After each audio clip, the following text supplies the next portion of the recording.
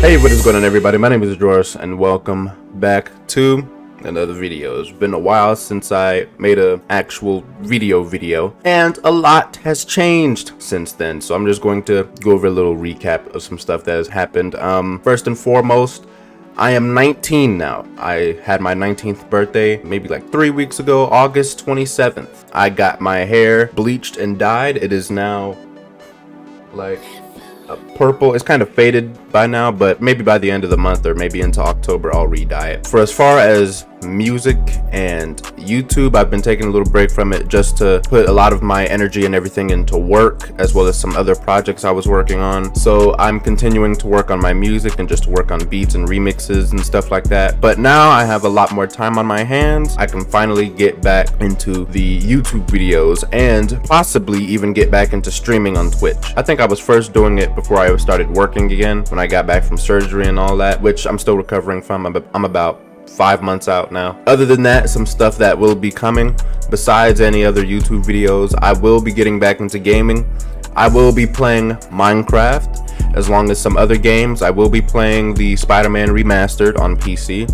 I will eventually be playing the new Saints Row, but other than that, that's just some stuff that I got coming up. But today, I just wanted this to be a nice, simple video, a nice little, welcome back video or whatever. Today, we are going to be watching the dark, forgotten truth about the British Empire. Now, as we all know, Queen Elizabeth II has been dead for about a week now. As we all know, she was in her 90s. She's been ruling over England for like 70 years. Now, ever since her death, there's been a lot of videos coming up about the things that the British have done. They've done some pretty evil and grimy things to other countries and to other cultures to get to where they are now. So we're just going to be getting into this just to see, kind of scratch the surface of some of the things that England has done. I know some of the stuff they've done. I know more of the stuff that America has done than England, simply because I live in America. But I do know that the original 13 colonies that were started here, like New York, Massachusetts,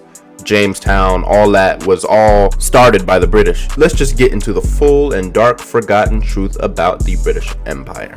If you were to ask the average British person what they thought of the British Empire, they might say that it was a better time when we ruled most of the known world, and that we brought civilization to countries all over the globe and became gloriously rich and prosperous. But it has recently come to light that the British public suffers a kind of historical amnesia when it comes to the empire. And a government poll carried out in 2016 found that only 19% of Brits questioned the British Empire and thought that it was a bad thing. Many of those people who support Britain's colonial legacy may cite unresearched examples to prove the might of this institution, like the fact that Britain abolished slavery in 1833, over 30 years before America did. Except with a country whose international infrastructure was entirely built on the slave trade to begin with, it's hard to see why this is much of a celebration. But it isn't just the victims of the slave trade who are doomed to be unrecorded victims of British colonial activities either, because it came to light in 2012 that most of the records detailing the worst of Britain's war crimes were destroyed after the downfall of the British Empire. The surviving records were hidden in an archive in the Foreign Office for 50 years, and were only discovered when some Kenyans won the right to sue the British government after they were detained and tortured during the Mau Mau rebellion. Historians who discovered the documents and the evidence of a mass purge of other incriminating information said it was embarrassing and scandalous, and that the documents should have been public since the 1980s. The Mau Mau uprising was a war in Kenya which raged from 1950 to 1960, though the conflict began as early as 1920 and by many accounts continued until 1963, and resulted in the deaths of more than 12,000 Kenyans. And that's only the official number. The unofficial estimates put the death toll at more than 20,000, which is exactly 100 times more than the British colonial forces seeking to maintain control of Kenya lost,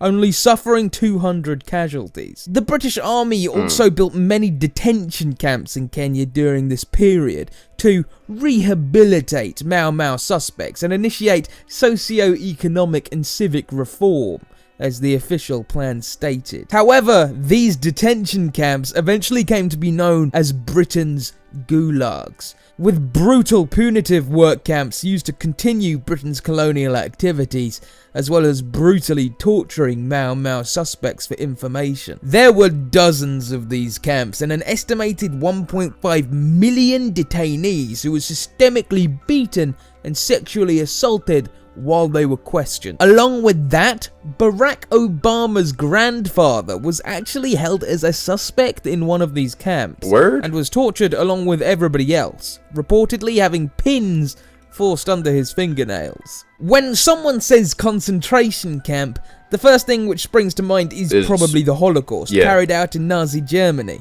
and its controlled territories. But the Nazis were not the first to practice this. During the Second Boer War, one of the many wars between the British Empire and South African states, the British built concentration camps horrifyingly similar to the images of Auschwitz and Birkenau we're used to seeing when conversation topics turn to the most evil things done in history. These wars were mainly fought over who would control the Witwatersrand gold mines and thereby gain the profits from them. And this particular conflict lasted from 1899 to 1902. The British suffered over 22,000 military casualties, while the Boers suffered just over 6,000 military casualties. But it becomes all the more sickening when you hear that tens of thousands more civilians died in these concentration camps. 46,370 civilians were killed in camps. 26,000 of them were women and children, who starved to the same emaciated condition that the Nazis' victims were found in when those camps were liberated by the Red Army in 1945. Today, almost nobody in the UK knows about this and maintain the myth that the Nazis were the biggest force of evil in world history. Britain is to thank, with a helping hand from America, a country with an equally bloody past, for liberating Europe from Hitler's tyranny. When it comes to just evil people in military history, everybody immediately thinks of Hitler and Stalin, Russia, Germany, Nazi Germany and all them. But everybody just skips over all the evil that America and England has done. Hitler killed 6 million Jews and around 7 million more non-Jewish Germans, Poles, Slavs and Serbians in the Holocaust. And on top of that, there were all the wartime casualties. Statistically, yes, the Nazis have killed more people, while communist dictators like Joseph Stalin and Chairman Mao killed an estimated 25 million and 45 million respectively. But all of these death toll debates, which frequently ignore that there's a difference between unsympathetic and poorly thought out agricultural policies, like Stalin's policy of collectivizing grain and resources, or Mao's great land reform and outright ordering millions of people to be slaughtered. Well, all of that changes when you learn about what happened to India under British rule. We've already mentioned the East India Company and its territories as being exempt from the 1833 Slavery Abolition Act, and this was probably because India was such a lucrative country for the British to exploit, often called the jewel in the crown of the British Empire, and with Queen Victoria herself famously becoming the Empress of India after Britain took control of the country by force. Many people still glorify this part of Britain's past without realizing, or without wanting to realize, that all of the money gained from colonial activities in India was blood stolen. The East India Company began to take control of parts of India, beginning in Bengal as early as 1757. For a century, India was under company rule, until in 1858 control was transferred to the Crown and a new government called the British Raj were put in place. And India suffered what has been called the first great deindustrialization of the modern world, with many of its textile and agricultural industries destroyed with the weight of having to now provide for the greater British Empire, at the cost of ordinary Indian lives. It was in 1769 that the first famine struck India, called the Great Bengal Famine, and is worth noting that prior to this point, India did not regularly suffer enormous famines. An estimated 10 million people died in a year because of the famine, a third of the population of Bengal,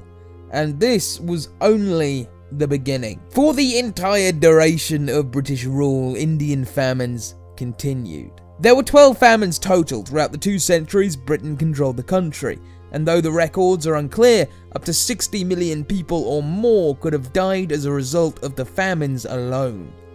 Only in India. For comparison, in World War I, around 41 million people are estimated to have died total, which includes both military casualties and civilian casualties. And the last famine under British rule was the Bengal famine of 1943, which saw about 4 million people starve to death, and was made worse by Winston Churchill diverting food to British soldiers. I was gonna say that earlier. I was gonna say something about Winston Churchill, because I knew around like World War II-ish times, when for us it was like Franklin D. Roosevelt and Dwight Eisenhower and all them. For England, it was Winston Churchill. Obviously Hitler, but then you had Mussolini, and you also had the Japanese and all the stuff that happened. But it's a lot of stuff when it comes to these wars. Like, I remember learning about this stuff in school. I remember learning about I remember the second grade, they were teaching us about the people who invented things that we use today.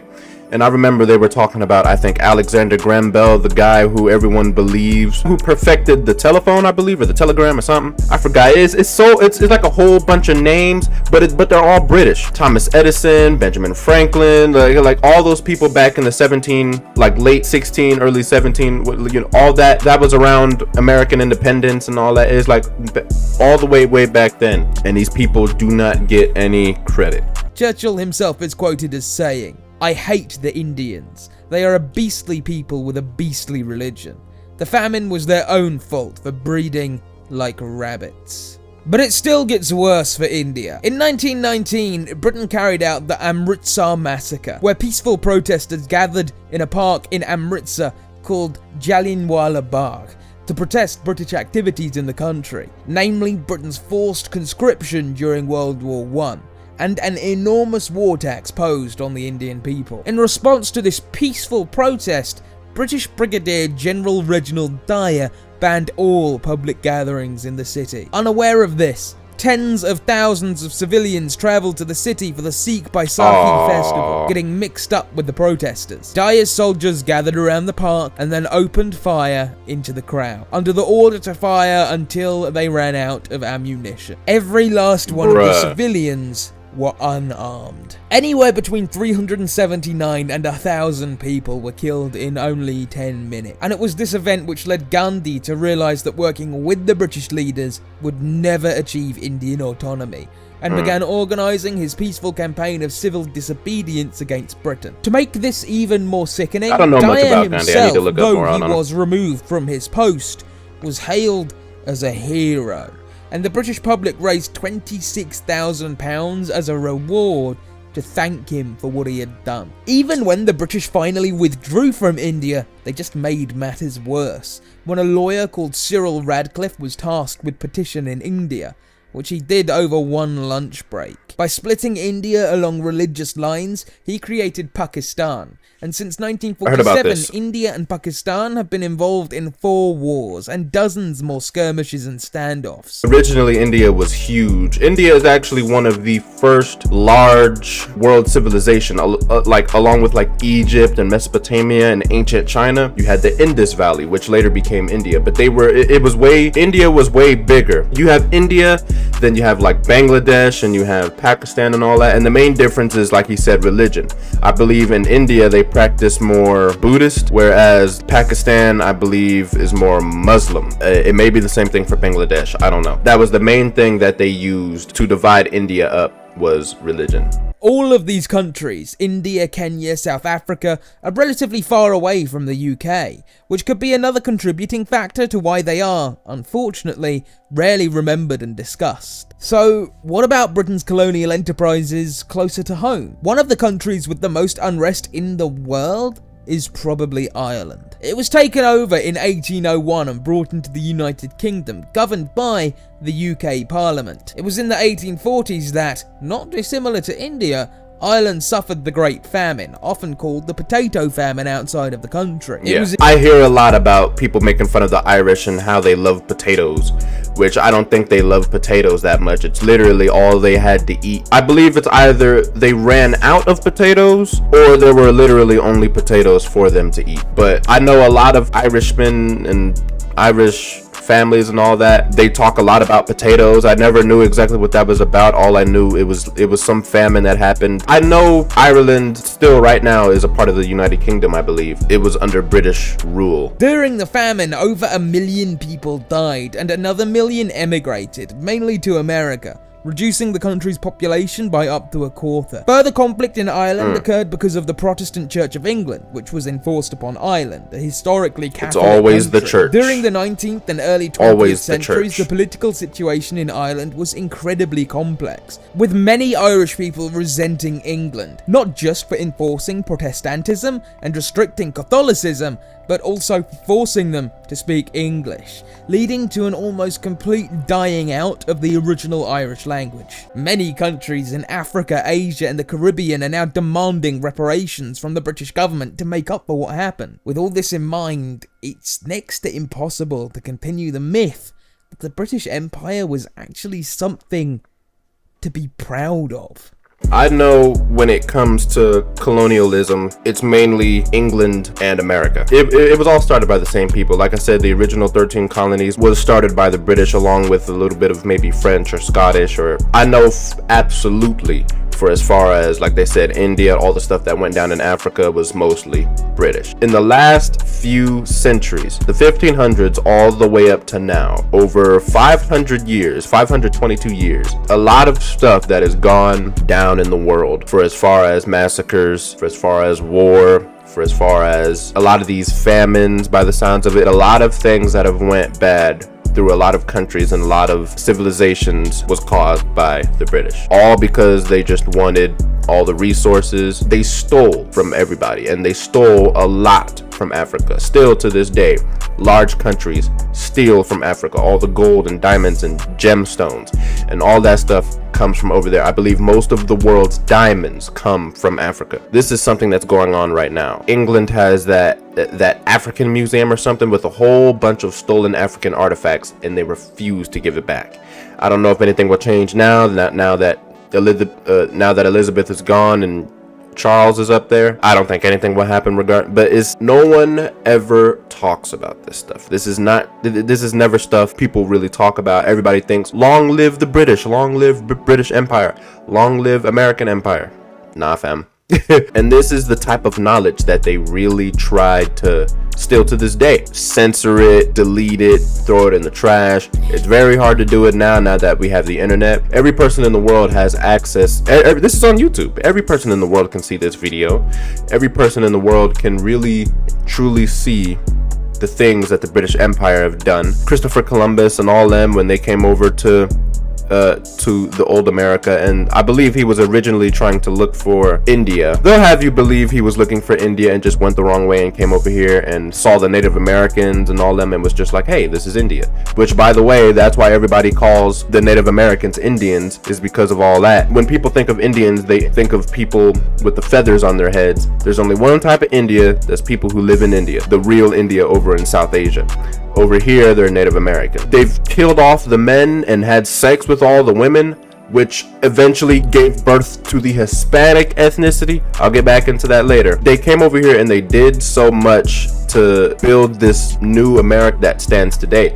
And they killed off so many of the original Native Americans. When was the first time you saw a Native American family? I'm not talking about Eskimos and people who may live up in Canada and Alaska and all that, and I'm talking about here, down here. For as far as the whole Hispanic thing, a lot of people don't know this. A lot of the things that make Mexico and Central America and even South America, everything from Mexico all the way down, because of Europe. Maybe not as much of England, but definitely Spain and Portuguese. If you go down to Mexico, you will more than likely hear everyone speaking Spanish. Spanish came from Spain, and Spain is a European country. The Spanish, the original Spanish, this was just white people, straight white people, and they had sex with all the Native American women, and they did it so much that all the white and like Native American genes became so intertwined. They basically created Hispanics. They created the Hispanic race, and Hispanic technically isn't a race, it's actually an ethnicity. That's just a little sneak peek. That was just the surface of the things that England has done. Still to this day, like he said, the British Empire and England is just this proud nation, and it's been like that for hundreds of years.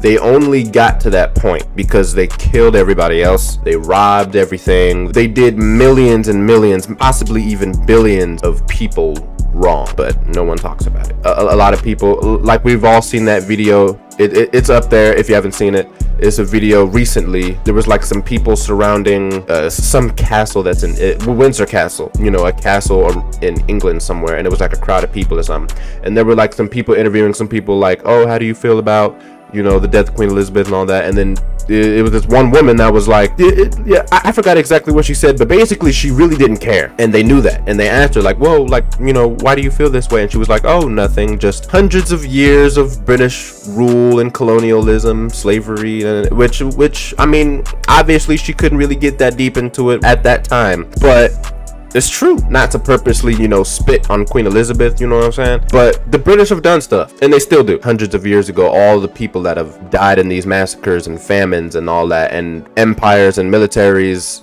and nations that stand strong today, America and England included, it's almost like all those souls are forgotten. I'm gonna speak to the black community for a second here. There's some things that we can potentially get that stuff back, but we need to change our approach. Whenever, like when George Floyd died, I know it was tough seeing that, and it made a lot of people mad, but every time, you know, I get protesting and stuff like that, but every time that type of stuff happens, because still to this day, every month or so, I see, oh, police brutality, shot and killed, and it's a huge thing. It constantly happens, and it keeps happening. We need to change our approach. Instead of getting mad and in our feelings and, you know, spamming the internet, we should probably put all of that energy into building. You know what I mean? Coming together and building. And I'm not talking about coming together to protest for days or weeks or months. I'm talking about to permanently unite. That's what we need to do, is we need to unite. It's almost like the world, all these powerful nations are playing a game on our backs. But if we unite and all stand up at the same time, it's a game over. Anyway, I'm getting way too deep into that. That was the dark and forgotten truth about the British Empire. There's probably going to be some more stuff that's going to come to light soon, now that a lot of people are doing some digging, because I know 70 years ruling England, she done some stuff. And I'm pretty sure there's some people digging into that. No doubt there's some people digging into that now that she's gone. That's going to be it for today. But after this, I will hop onto some things that I really want to do.